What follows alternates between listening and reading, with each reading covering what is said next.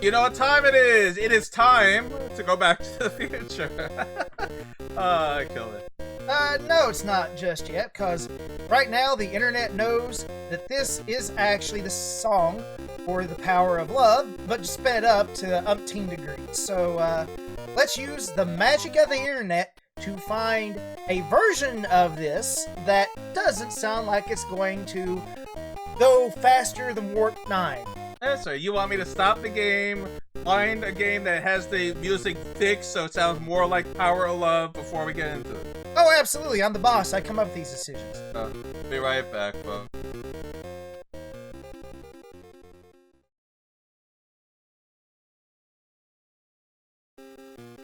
Alright, is that better, Vespor? That is infinitely better. Although now it might change the pace of the game a little bit, but you know what? We now have Power of Love closer to a recognizable state. Hello, I am Ramsis, and this is Vespor on Vesper's Retro Reviews. And we're going to talk about Now we're going to talk about you singing. Excuse me, folks. Alright, there you go. Ramses may be a little bit groggy here for a little bit, but he'll get better because, you know what, I had to find him and beat him about his head, neck, and shoulders with the contract to remind him there is no singing during gameplay. Oh boy, I'm back, folks. Alright, so why are we playing Back to the Future, the proper sounding, at least better sounding version of the song version of the game? Because, that's right, me and Vespor just got back from seeing Back to the Future 40th anniversary version, which is the same version, by the way, of the original release of the 1985 mega favorite, greatest movie ever, Back to the Future, released in 1985. And how do we know that this was the original version of it? Well, there was motion blurring, and at the end it did not say, "to be continued." That's right, that is exactly how you know. Now, there are some other versions of the movie. If you want to see a very enhanced version, see the IMAX version. The IMAX version, which we're not in a big enough area, unfortunately. Yeah, that's the penalty we get for living in a nice secluded area here. But in the nicer areas, when you have those nice IMAX theaters, you'll get the gigantic 4Ks, yeah, 8Ks, whatever they are, totally enhanced. It's still the same original movie, but in the nicer version. But we saw the original version of it, which was actually very cool. It was very cool to see it. Because, spoiler alert, Vespor and myself have never seen the original Back to the Future in theaters, which is amazing. You're like, what? How's that possible? Retro reviewers. I've seen the movie 1,000 times. Never in the movie theaters, though. And now that has been taken care of. October 31st, Halloween, we saw Back to the Future. And it was amazing, so we're like, we gotta play Back to the Future, the video game, and talk about this. You know, Back to the Future is one of those video games where you're like, wow, this movie was epic, but why did the game turn out to be crap? Well, that's because of that wonderful little rainbow there on the top. That's right, LJN, another LJN masterpiece. Actually developed by Beam Software, and that's not saying anything. That company's not good either, but LJN proudly put their picture on it. Now, it's funny that we mentioned LJN because Bob Gale, the writer of the original Back to the Future, the movie we just saw, was not happy with this game, and he wanted changes done. He's like, he saw the game, and you're like, well, the music doesn't sound right, the storyline is confusing, the play control's not good, we gotta make changes. And LJN's like, well, no, Beam Software just finished it, sorry, that's it, we're not making any changes. And Bob Gale's like, what do you mean you're not making any changes? No, sorry, it's already going to, that's it. And that was the end of the conversation. And Bob Gale has not been happy ever since, because there's not been a good Back to the Future game until Telltale Games made a Back to the Future game in 2010, which is another story altogether. But yes, this game is notoriously bad, and even Bob Gale hates this game. And it's time for Ramses to play it, because that's what we're doing for our 40th anniversary. Yeah, he's the biggest fan of this. But I also want to point out, just like in Star Wars, this was the original Back to the Future game. Everything that came after it was subpar. So, if you want to make it feel like this game is absolutely the best thing on the market, go and try to beat Back to the Future 2 and 3. Oh, no, that's an impossible game. Not impossible. You gotta devote like 5 hours to beat a very, very, very, very subpar game. Definitely not. I own it. I tried my hardest to beat it, and then I just said, nope, not for me. And I love Back to the Future Part 2. It's no secret. I love that movie, but no, that game's not going to be beaten here. But Back to the Future 1 on the NES is very beatable. You know, LJN games are notorious for being hard and impossible. This and Jaws and I think Karate Kid, they're all beatable. These are beatable games. They're just not good. They're just not good games. Yes, they're all beatable. They're just not good. Like X-Men's a horrible game. Civil Service is a horrible game. Those games you can't beat. Or at least not easily. These games you can beat. Back to the Future is a beatable game. But do you want to? Well, we're going to make it a little more interesting because we're going to talk about the 40th anniversary of Back to the Future. We're going to talk about the game. We're going to sort of do a potpourri here. Review of the game and movie. And just thoughts as we play this wonderful game. But wonderful is a bit strong of a word for what I have to say about this game. But I've beaten this game too. Oh, as well. So Vesper's beaten it also. That's good. Yeah, it's one of those games where you play it the first time, you get frustrated, you put it down, you let it simmer under your skin, especially as a kid when I first started playing this, going, you know what, I'm not going to let no game beat me. I grabbed Nintendo Power. It didn't help. No, there's no tips for this game. Nintendo so Power. You just sort of force your way through it. Then after like 2 hours, you're like, I beat it. I'm never playing this game again. It's beatable, and we're going to beat it here. I'm going to show you it is beatable. It doesn't make it good. That doesn't make it great. It is beatable. And as I was saying, we're going to at least make the music not as ear-wrenching on you. As you said, it was me who said it. We found a version of the game where they slowed down the music, but this is me and Ramsey's first time playing it together with this new version, and let's see if it takes away from the game, because I hate to say it, after you spend so much time trying to beat it with the original music, it makes the game feel fast-paced. I'm not sure how it's going to feel now. Well, we'll find out. We're going to get right into it. I'll give you a little history of the game. We really already gave you the important details, but there's more to know. This game was actually released in 1989, Vesper, and that's the time Back to the Future Part 2 came out. So they released Back to the Future 1 on the NES the same time that Back to the Future 2 in the movie theaters are coming out. Does that make any sense? Actually, it makes perfect sense, which means they did not sign up to make any games for the movie. This was post-movie, is what happened here. Because it takes about 1 to 2 years to get a game out. Yes, for the NES. It was Power of Love sped up to ad nauseum, which we think is because LJN or Beam Software, whichever, did not want to pay for the rights to the actual song. When they had the real song in and then realized, oh, you got to pay for that? Well, we'll fix that. And then all of a sudden you couldn't recognize what the music was. It has the feelings of the movie in the most general of senses, but you're going to see things in this game that make no sense in the context of the movie. And like I say, in the general of senses, there are some things that make sense to the movie, but most of the things Marty is doing here make no sense in context of the movie. Is that a fair statement?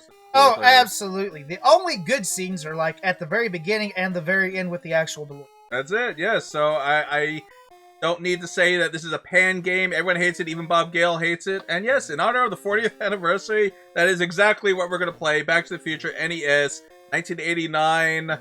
And I'm sure this is going to bring back a lot of memories, but at least we found a version that is not so ear-scrunching thanks to Vesper. So, before we get into it, and we get back to the future, see what I did there, we're going to say, don't forget to like, comment, subscribe, and ring that bell so we can bring you a lot more where this came from. And of course, if you have Back to the Future memories about the game, yes, but the movie also. If you want to talk about the movie instead of this horrible game, please do so. Or if you like the game, please let us know why and what's wrong with it. I mean, why you like this game, and we'll say, oh, that's great. So okay. So I'm the biggest Back to the Future fan. Vesper loved the movie again after seeing it. Actually started October 30th at night. It'll be in theaters about November 2nd. So if you had a chance to see it, great. If not, they are releasing it on a new 4K high definition version. Get it for holidays. Great gift. Back to the Future 1, 2, and 3 for your home entertainment systems. Great things. Let's get to not a great thing. Back to the Future. NES. Alright, so what do? You press start to play as the screen. I'm nervous to do it, but I think it's time. We've avoided it long enough. I'm going to push start on this game, and I guess we got to get into it. But at least the theme is not so bad. Here we go. So you see a map of Hill Valley. Yes, those are the 4 locations you have to head to in this game. That is the whole goal. We are heading to Lou's Cafe. You're on a Hill Valley street. You're wearing black. That's like the most notorious problem in the game. He's not even wearing the right outfit. You're collecting clocks. You're avoiding hula hoop dancers and giant bees and oil slicks and park benches. Anything you hit is instant death. Bowling balls are your weapon in this game. So I have the bowling ball, and you have the window pane guys, they're gone. You have the bully, I guess that's Biff wearing pink, I don't know why. Or is it just one of the other bullies? It could be his gang members, yes, that's right. Now, why are hula hoop dancers after you? I don't know. Why are bees after you? I don't know. So you're probably wondering, what's with the clock? Well, there's a picture on the bottom of the screen that has Marty and his 2 siblings, Dave and Linda, and they are fading away as per the movie. Like I said, there are touches of the movie here. So the more clocks you get, the less the picture will fade away. You restore the picture as you get clocks, but you're giving extra time. If you jump here, you get bonus points. There you go. And that is how pretty much every screen is going to go, but it gets harder and harder as you progress into the game. So it raises the question, your strategy for the game, get the actual, skateboard, is it worth it? Because, well, it gets you through the stage faster, you can't pick up as many clocks, so it is worth it just because time is your enemy too. There is a time limit to this, believe it or not. If time runs out, you fade away, which makes no sense, but I guess time, Back to the Future, that's the whole idea. So if you run out of time, you also lose a life and have to do the whole stage over again. You can tell Ramses has played this a lot as a kid. As you can see, I know exactly what to do. Yes, I own this game. I have played it. Well, like I said, this game is not unbeatable. It's just a grind to play this game. Yes. But you know what? Since this is pretty much the same until you actually get to one of those buildings. And did you notice that you brought back your sister on the left, even though it's supposed to be the brother, if you watched the movie? Yes, it is the wrong order. That is correct. I don't know. The picture looks like 3 guys in the picture. Actually, it looks like Doc Brown's on the left there, to be honest. I guess he's the new relative here. So yeah, while we're playing it, let's talk about our thoughts of the movie. So 1955 is where we're in right now, and that was the best part of the movie, of course. When he finds out, oh my god, what's happening? He crashes into the barn, the Twin Pines Mall, which becomes the Lone Pine Mall. Which made no sense because in that scene here, where Ramses can sneak in a quick shot here, you can see that it's like he drove over one pine tree, and the guy didn't plant it back because it was small enough for a car to drive over it. Yeah, like why did in 30 years or however long until the property was bought, he never replaced it? He's like, oh, well, I was only going to grow 2 pines. He ran over one. That's the end. I can't afford it anymore. So we're going to call it the Lone Pine now. Yeah, I get it for a sight gag. It was funny, but logically it made no sense. He would have replaced that. You want to believe he would have at least. Well, I mean, like, it's just so strange because I've always told Ramses this. I did not like time travel movies like this because no matter what, no matter if it's a movie or a TV show, the problem is that every... Well, the problem, as I was saying before Ramsey so rudely interrupted me. I'm playing... see what happened? Alright, please continue this. But what I was trying... by the hula hoop girl here. What was... She, like, threw that directly at you. She threw a bubble gum at me. But no, what I was trying to say is that in movies, they take every little thing to such an extreme that Marty could cut a fart, and then suddenly there would be a tornado, like the next day, or something like that. Biff got me. Yes, exactly. The problem with time travel is nothing would be the same. Not nothing, but so many would change. Every little thing you do, it is the, what do they call it? The effect, butterfly effect. Everything you do does make a difference. Nothing is going to be exactly the same if you go somewhere and you influence someone's travel time, you talk to people, you stop them, you put different thoughts in, you put different things.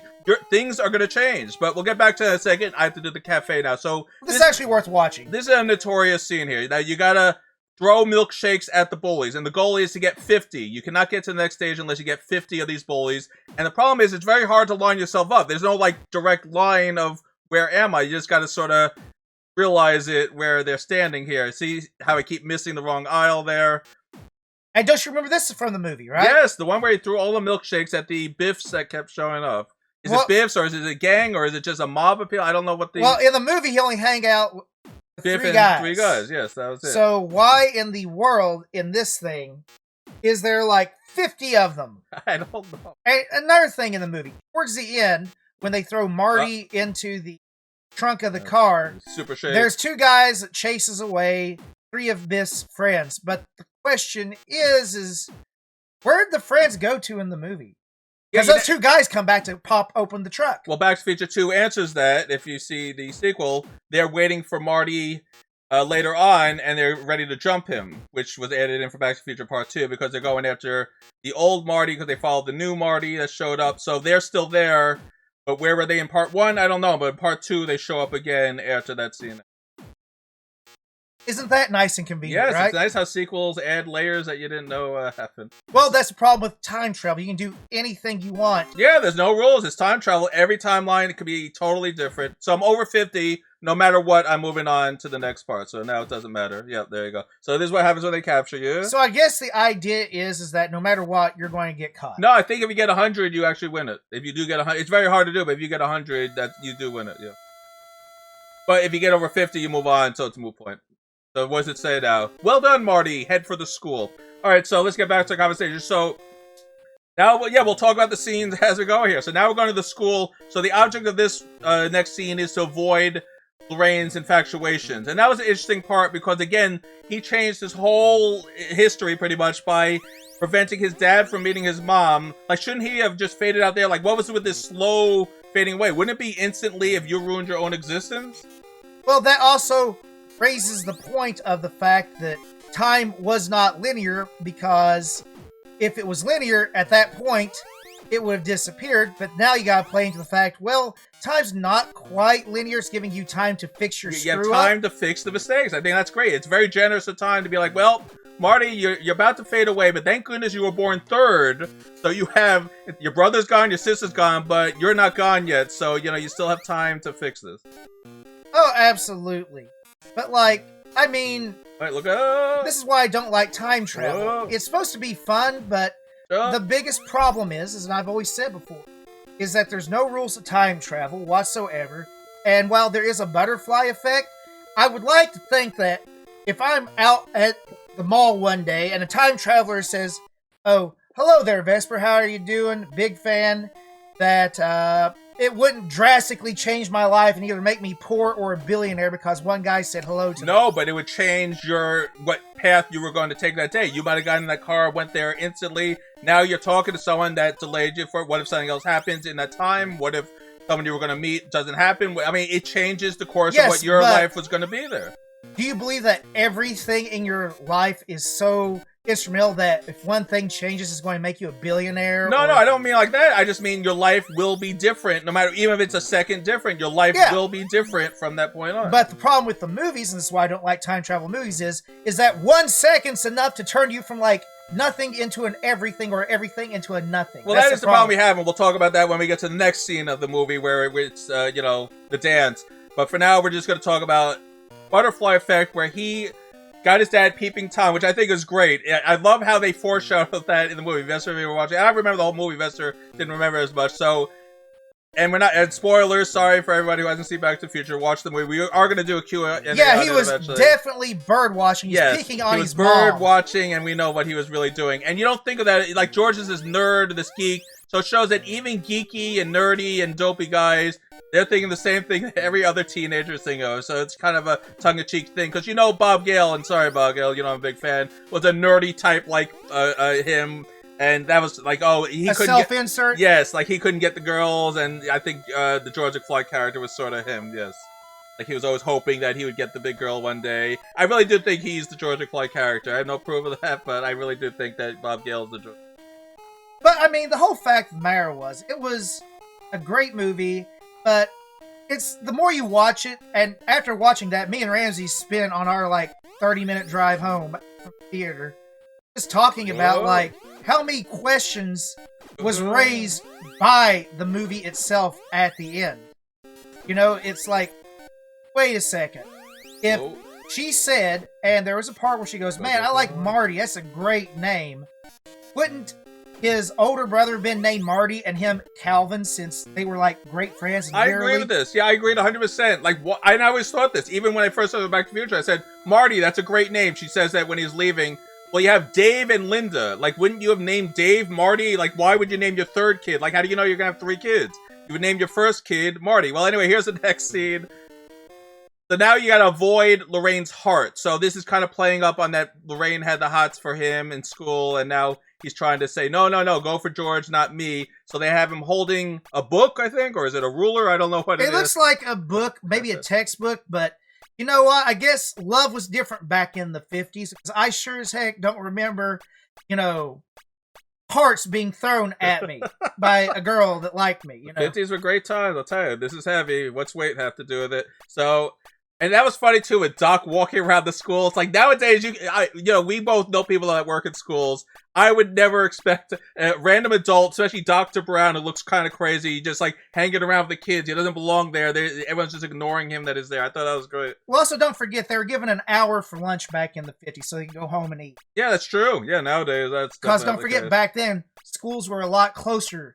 So that's why I'm doing very well here. I'm over 70. Oh, you might get the 100. Yes. Go for it. No. Yeah, now you jinxed it. Well, I can't help it. Well, anyway, if you get over 50 again, you move on to the next. But E equals MC squared. That's what they teach in this class, Vespor. Wow, that's pretty good. That's pretty advanced for high school. Looking good, Marty. You better get to the dance. So now we're going to talk about the George McFly scenes, because now we're going to the dance here. So the whole idea was Marty had to fix his own existence. His time was running out here. So that's like the fun crux of the movie, that he not only has to get back in time, he only has till Saturday until the lightning strikes, he has to also make sure his parents fall in love. That's why this movie's so great. You have so many different storylines all tied together at the same time here. Which also raises the question, if they didn't get married, couldn't he still be, fathered by somebody else? Because did Biff technically, isn't that his father in the second one? As George dies? Adopted. It was adopted. He was not his. George was still allowed to be his father. That was a stepfather. They made that very clear. Okay, well, I wasn't certain about that. I couldn't remember. No. And so, so Marty's... And I think it's a great scene when he's playing the Johnny B. Good, which is the scene we're getting to here in the game. And he's about to fade away. I always love this scene. And then suddenly they kiss because he pushes the dork away. Someone even dorkier than George McFly was trying to steal a ring, which is ironic, I guess. And then they kiss, and Marty pops right up as if he was great. Now, the question is always asked, like, what would have happened? And Bob Gale was asked this question, what would have happened if Marty faded away there? Would anyone have noticed? And Bob Gale would have said no. They would not have even realized someone was there because he didn't exist. And I said, that's a very good question. Like, what would have happened if Marty faded away? Would everyone just be like, oh, gee, why is there a guitar laying there? He didn't exist, right? So there would be no reason for the guitar to have been there. Would have just dropped on the floor, right? Yeah. And they'd be like, huh. Oh, who left this guitar laying here? Exactly. So that would have been interesting if he did fade away. And they do show in Back to the Future 2 what happens when you fade away. And we'll talk about Back to the Future 2 at another time. But apparently it's very painful. Yes. They show old Biff fading away. And that's what would have happened to Marty if he wasn't able to have his parents fall in love here. It's a great scene.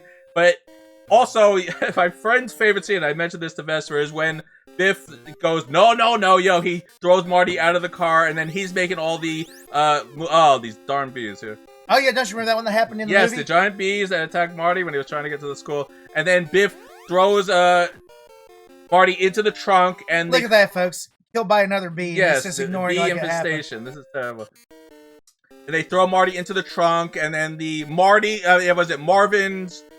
Marvin Berry, the cousin of Chuck Berry, saves him, right? Isn't that great? Wait, see, as a kid, I knew what that was an homage to because my parents loved Chuck Berry, so I knew who that was going to be and what was going to happen there. It was like one of the few things I knew was going to happen.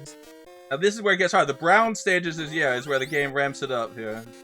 Oh, look at that. Why do they point at two manhole covers like that? Let's get on the skateboard. Here we go. I was going to say, you're almost ready to disappear. Oh, there we go. I got 0 but look at you. You're gray. You're about ready to go. Goodbye, Marty. So, I thought that was great, but that whole music scene would have changed everything. Like, if they heard that song and Marvin Berry was influenced by Marty's, the whole thing is crazy. Chuck Berry, is influenced by Marty's music. The whole thing is crazy. You know how much time you just changed if you did something like that? You just changed the whole history of him creating the song, with you playing his own song for him, pretty much, right? Yes, but that's also... I'm gonna fade away. There we go. Well, he no longer exists. What were we doing here? Who were we talking to? That's what happens when you fade away. Alright, so I lost a life. I only have 5 lives now. Here we go. Well, that doesn't make any sense because you were collecting clocks right and left, but you're disappearing so fast. Yes, when you're in walking mode, it takes longer to get to the stage. That's why skateboard's important. It is. Oh, now the bully throws bubblegum at me here. I don't know. It looks like Frisbees. I will say this, though. I was worried about the music being slowed down, taken away from it. It doesn't. No, it's the same game. Bowling ball. Let's. Okay. Whoa. But that being said, Back to the Future is definitely a movie worth going to see. And seeing it on the screen was just wonderful. Oh, it was great seeing on the big screen. Because they did things that they would never do nowadays that made the movies even better to make you realize just like how, bad people were. Like, where Biff was, like... lecturous to Marty's mother there. Yeah, it was horrible. Forcing himself on her and stuff like that. They would never do that in a movie because how dare you show it? That's reality. I know you don't have to like it. You don't have to. No one likes it. That's why George punching him out is the greatest moment. It's not supposed to be liked, folks. It's supposed to be, oh my god, what a horrible person. Yeah, that's why you're rooting for George McFly to punch this horrible person. And it's a good thing Marty didn't get there because he probably would have killed Biff. Yeah, exactly. That's why the movie all works out. So now this is the easiest scene of the game. So the Bs, you go low. The regular notes, you stay medium. And the sharps, you go high. That's the whole point of this, and it's the easiest mode if you know that in your mind. Low for B. High for sharps. Low for B. See, that's all you have to do, and regular for regular notes. That's it. And it's the easiest scene in the whole entire game. There's nothing to it. Yep, but I will definitely say this. It is, I think, one of the better modes for this, because you know why? Because it actually was, an actual scene in the movie. And it's trying to be good. And this is slowed down too, by the way. So this sounds better too, if you didn't notice. You can't hear with all the dinging, but yes, it sounds. I love the fact that they went out of their way. We're going to play this super fast so we can get around copyright. Yeah, even with this song. There you go. It's as simple as that. So what does George and Lorraine do? They kiss, Marty's rejuvenated, there you go. That's like the only moment in the game that fits to the movie's plot. Well, no, the thing at the end does. Yeah, but we didn't get there yet. We're on our way there now.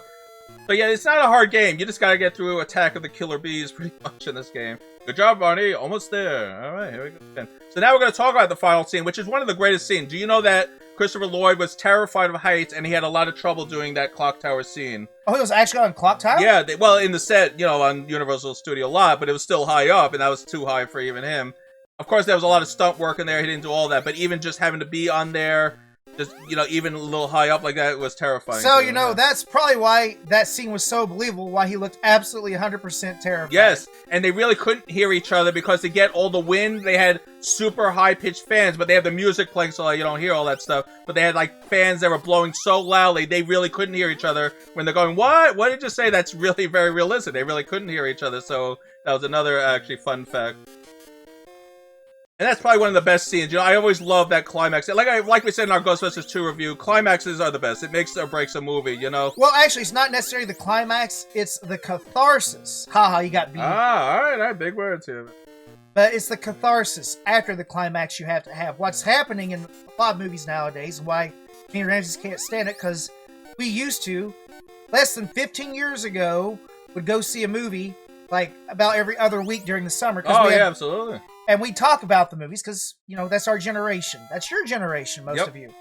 We love movies. But now the movies have no catharsis. We have a build-up, a climax, and then that's it. It's like the A-Team episode. They go, well, now that's over. I guess everything's back to normal. There's a joke, and that's the end. You're like, what the heck just happened? What's going on? What about this? What about that? Nope, we don't need to talk about it. Huh?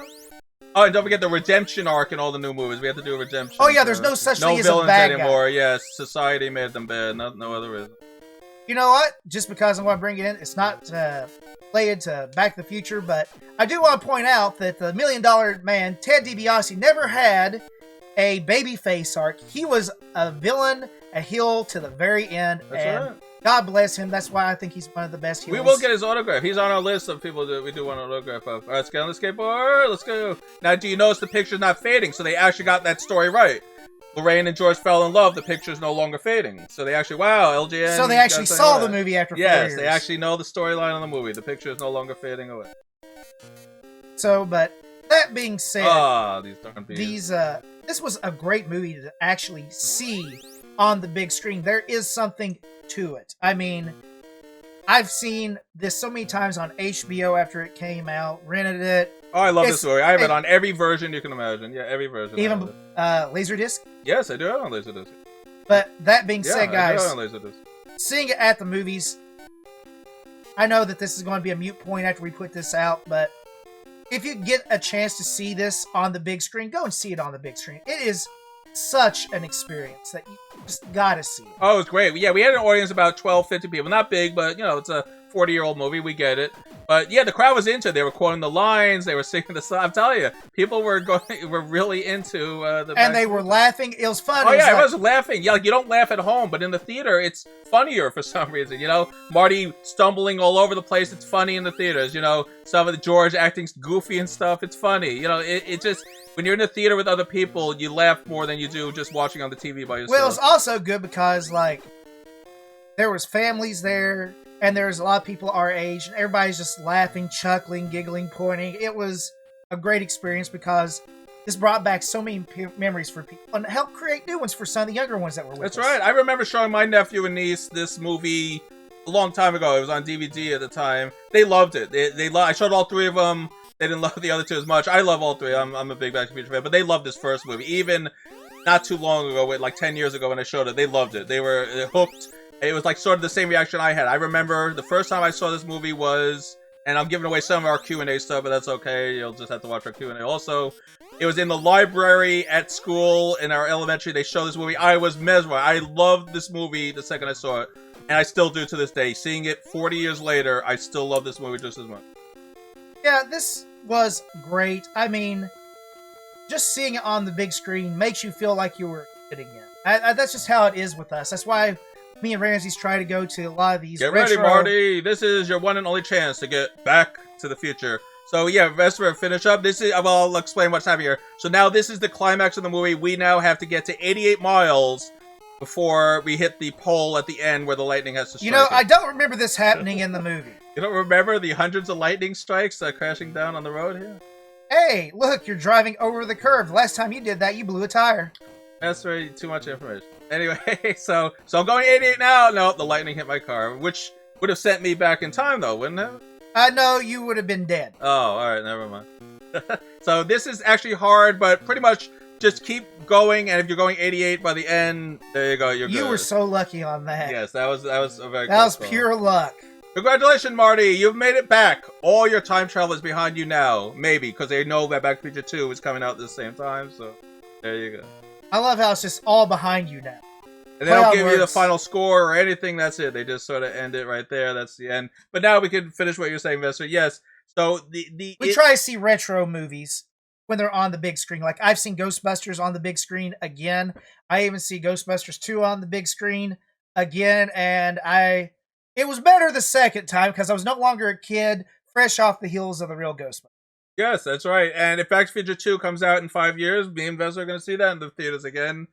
Yes, unfortunately, Vester is going to be dragged to that. But seeing a retro movie is a great thing. They're releasing The Grinch this Christmas, so if you guys want to see the Jim Carrey version from 2000, that's going to be for the 25th anniversary. Rocky 4, they're putting back in theaters. Me and Vester already reviewed that. Check that review out. They're putting that back into theaters again. Believe it or not, guys, it's like a totally different movie. I would highly recommend going to see it. You know that Rocky's going to win against Drago, but the journey there is totally different, and I actually think it's better than the original. Yes. Watch our Back in Time. We did a whole No more robot, by the way. Yes, they got rid of the robot. And that's what I mean. So even theaters, and I don't know if it's theaters or the companies or both, even they realize there is a market for retro. You know, that's what we do here. We love talking about the past. We love looking back at the things that were our favorites and our least favorites. You know, we talk about stuff that didn't work also. You know, we do many things that suck. But Back to the Future, and not this game, by the way. We'll talk about the game in a second here. Back to the Future is one of my favorite things. One of my top movies of all time. It's still on my top 10. I love it. I could watch it all the time. Watching it yesterday was an amazing experience, and seeing with Vester was great too because he hadn't seen it in the big theater. I haven't seen it in the big theater screen, and now finally I can say I've seen all 3 Back to the Future movies on the big screen. So that is another goal accomplished, and what an amazing experience! Yeah, it's great. That being said, this game, on the other hand, was only made possible due to the fact that you have to play this a lot. Same thing over and over again, but it just keeps increasing difficulty. And unlike the movie, there's just random stuff thrown in here because Marty was never just randomly stopped by bullies. There's always a reason he got stopped by bullies. It wasn't just they were roaming the streets hunting him. Right, he was trying to protect Lorraine. There's manure, you know, there's always a reason. But in this game, no, there's 100 bullies coming after you at all times in this game. Giant bees, hula hoop girls. I don't think I saw one hula hoop girl in the whole movie. I don't remember one giant bee. I don't even remember one hula hoop in the movie. Although there might have been in that first establishing scene. There might have been. Yeah. But I don't remember seeing any hula hoops. Now what about bowling balls? You remember Marty ever bowling, using a bowling ball?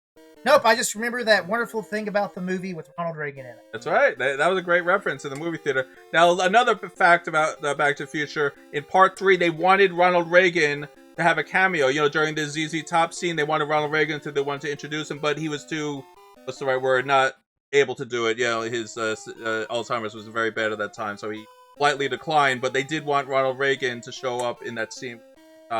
To connect everything, because, you know, you had the Ronald Reagan reference in Back to the Future 1, and in 2, they wanted a Ronald Reagan reference in all 3 movies. Remember the second one, he was the waiter in the cafe. Oh, yep, that's right. So they wanted a Ronald Reagan with Max Headroom of all things. Yes, yeah.